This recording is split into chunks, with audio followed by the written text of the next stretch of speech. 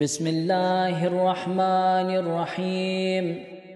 رب أدخلني في لجة بحر أحديتك وطمطام يمي وحدانيتك، وقوني بقوة سطوة سلطان فردانيتك، حتى أخرج إلى فضاء سعة رحمتك، وفي وجهي لمعة برق القرب من آثار حمايتك، مهيبا بهيبتك،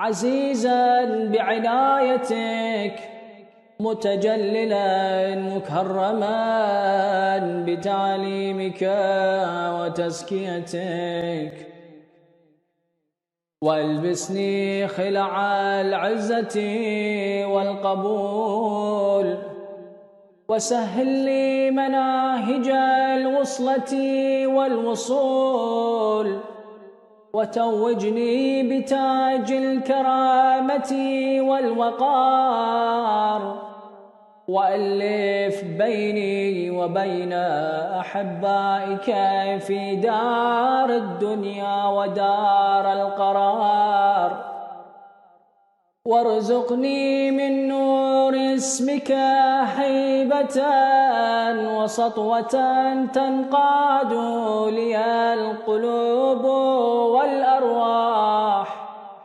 وتخضع لدي النفوس والأشباح، يا من دلت له رقاب الجبابرة وخضعت لديه أعناق الأكاسرة، لا ملجأ ولا منجأ منك إلا إليك، ولا إعانة إلا بك، ولا اتكاء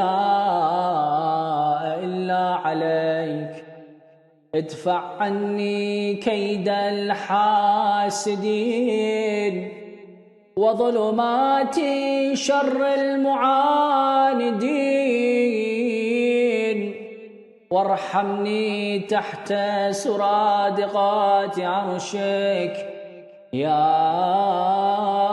أكرم الأكرمين.